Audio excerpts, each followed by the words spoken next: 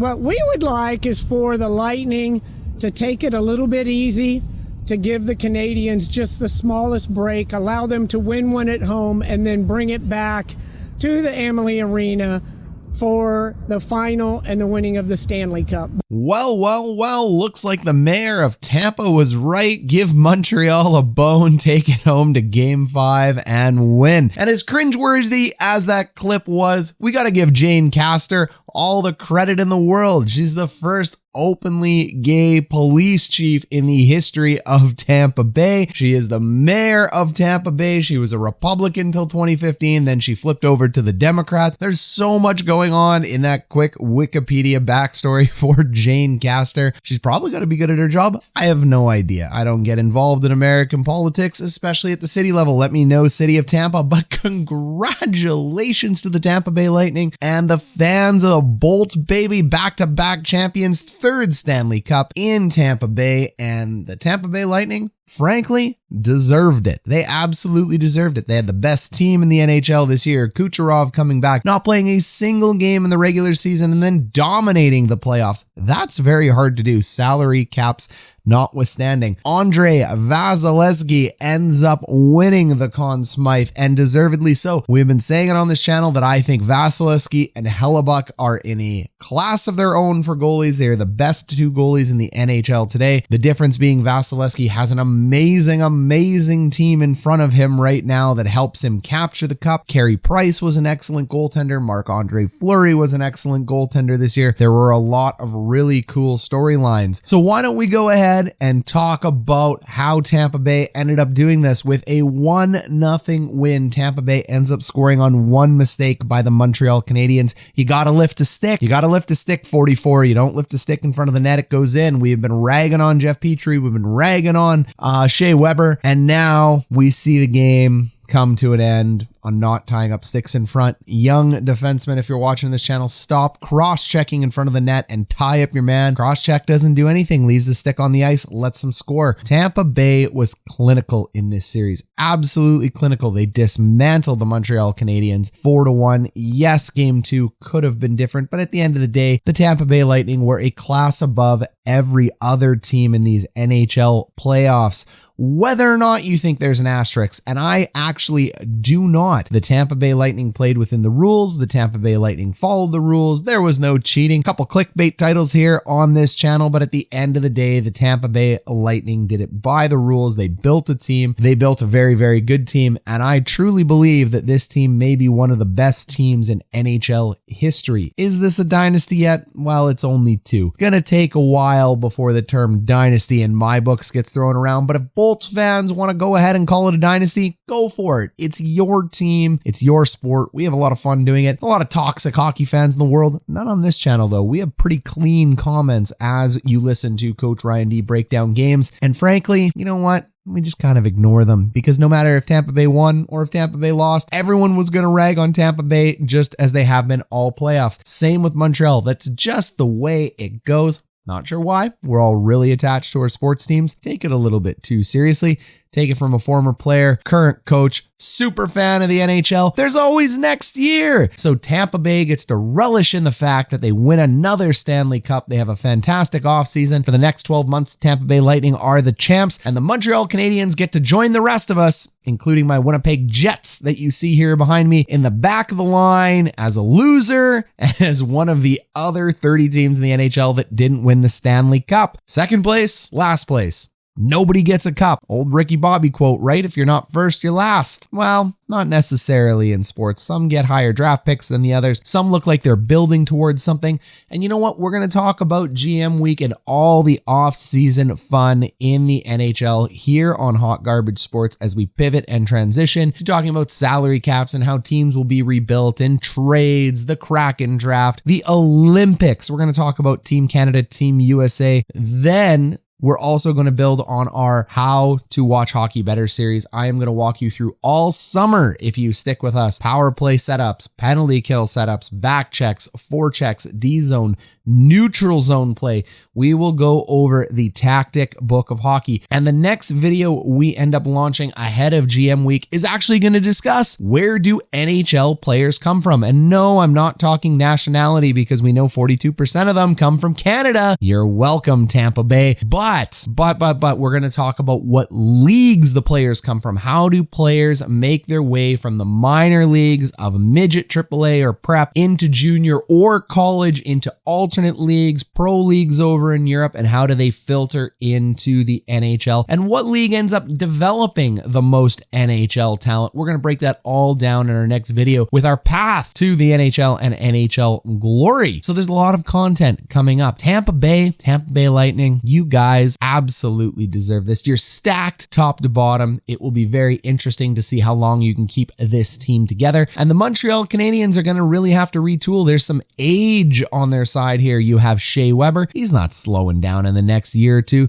Carey Price, he's not slowing down in the next year or two, but you got to win a cup in the next, maybe 1 to 3 year window, I truly believe, because then Price and Weber, they're just frankly going to age out. And yes, we have Caulfield and Suzuki and Cocky and Emmy coming through, but you're going to have to replace those players. Well, you're going to have to replace Weber and Carey Price eventually to supplement those players later on down the line. So it has been a lot of fun, Montreal. You surprised the heck out of the league. You surprised the heck out of this Jets fan. You knocked off 3 great teams on your way to the cup, but couldn't get it done. Don't fret too much, Montreal fans. I know there's an entire generation of fans out there that have been waiting for a Stanley Cup and expect a Stanley Cup, but always temper those expectations, because as fans, let me tell you, I'm one too. Jets fan, never won a Stanley Cup. The Vancouver Canucks have never won a Stanley Cup. Just ask the Toronto Maple Leafs how they're feeling about their Stanley Cup situation. We go down the line, Calgary, Edmonton. It has been a long time for everybody in Canada.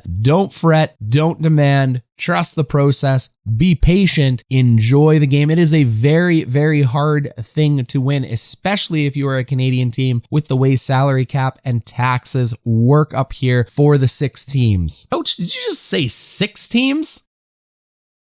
Tampa Bay, where do you go from here? Maybe a 3rd cup? Maybe. It really depends. Tampa Bay is going to have to do some retooling now, a la the Chicago Blackhawks of 2015. Some of these big contracts have to get off the books, not your star players, but you got to free up some salary cap space and get some of those young guns into your system on entry-level contracts to be able to supplement the Kucherovs, the Stamkoses, the Palats. Where does Tyler Johnson go? Everyone's saying the Kraken. Well, guess what, folks? Everyone thinks they're going to ditch a bad contract to the Kraken. They're not stupid. They're not going to take a whole bunch of them. I mean, maybe they are, but I doubt it. So we'll end up seeing what happens to Tyler Johnson and a few more of the ballooning contracts on the Tampa Bay Lightning and how they manage through their cap situation this year, because I do fully expect to come back next year as another powerhouse, and they're going to need it because they're going to have to compete with Florida and Carolina. Frankly, Florida may have been the 2nd best team in the playoffs. Heck, the Islanders may have been the 2nd best team in the playoffs. The Habs may be the 2nd best team in the playoffs. We'll never know. That's why the brackets work as they work. Carolina is up and coming. That's going to be a challenge in the future for Tampa Bay, but the future still looks bright for Tampa Bay as the window is still open. And in the NHL, we've been watching it for a very long period of time, people. I mean, well, I have. Maybe you have, maybe you haven't. But the NHL usually happens in bunches. The Red Wings have their dynasty in a bunch where they get a bunch of Stanley Cups. Devils have a bunch of Stanley Cups in a row. Maybe not in a row, but in a cluster. The Avalanche, the same thing. The Tampa Bay Lightning now. The Chicago Blackhawks there. The Bruins got to 3 cups, only closed on 1. The Kings got 2.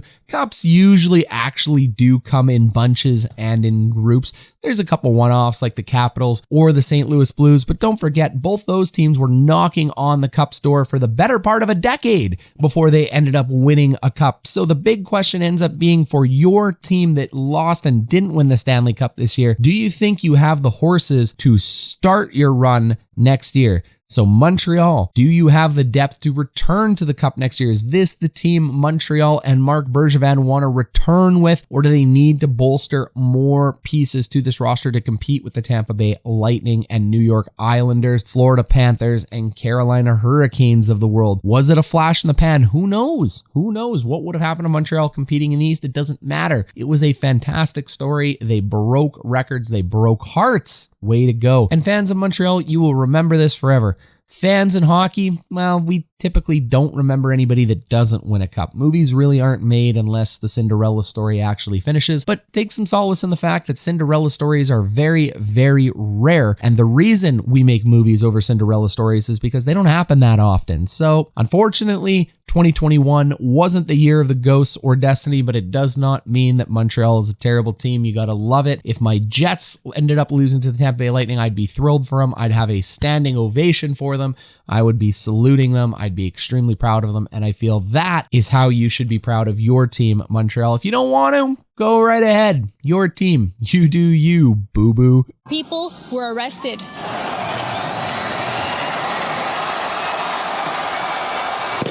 So Tampa Bay, enjoy it.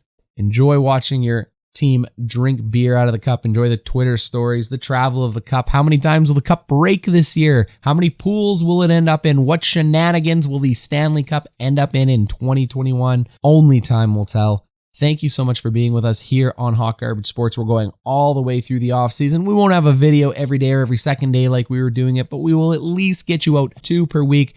Little bit higher quality videos from there. We'll put a little bit more time into these videos that last more than 2 days, because when you're doing game reactions, they only last a couple days, and we will build together. What a journey. We have been online for 12 weeks and we have 3.3K in subscribers. It has just been, what a good time. I can't thank all of you enough for giving me the support on this channel to keep going. And you know what? Likely not even returning to coaching next year because this channel is doing so well. I love coaching, but this has turned into a really fun medium from something that was just kind of supposed to be a gag. Like, I jumped on YouTube because I had a couple buddies saying, hey, you know, you're talking sports all the time on Facebook. Yeah, Facebook. You know, I know. Chill. Not even Twitter. But follow the Twitter down below. We do now have the tweets going, the Twitter machine, as you will. Couple friends ripping on me saying, you know what? I don't think anyone wants to hear your crap. Well, it turns out 3.3K want to hear my crap. And, you know, sometimes 20,000 people on a video. So thank you so much for your comments. Go Bolts fans. Go Habs fans. Jets fans, we'll get back to some off-season content as well. Leafs fans, we'll never forgotten about you. Let's talk about how we're going to rebuild the Leafs as well. And going into next year, we'll start breaking down weekly hockey videos, and we're going to follow the hot team. We're going to follow the Canadian teams. Hate to say it, Bolts fans, but it's a Leafs and Habs world. We're all just living in it. I don't like it. I wish it was something else, but frankly, those two teams' fan bases are so big, kind of buoys the league. Oh well, you won a Stanley Cup, so who cares? And then after that, we're going to follow the hot players and the hot stories in the NHL. We got a full-time job. We can't be doing videos all the way through like the hockey guy does, but we're going to do some really great content, and you are going to learn to watch hockey better by staying tuned to this channel. You are going to get some amazing, amazing insights. You're never going to watch hockey the same again. This has been Coach Ryan D.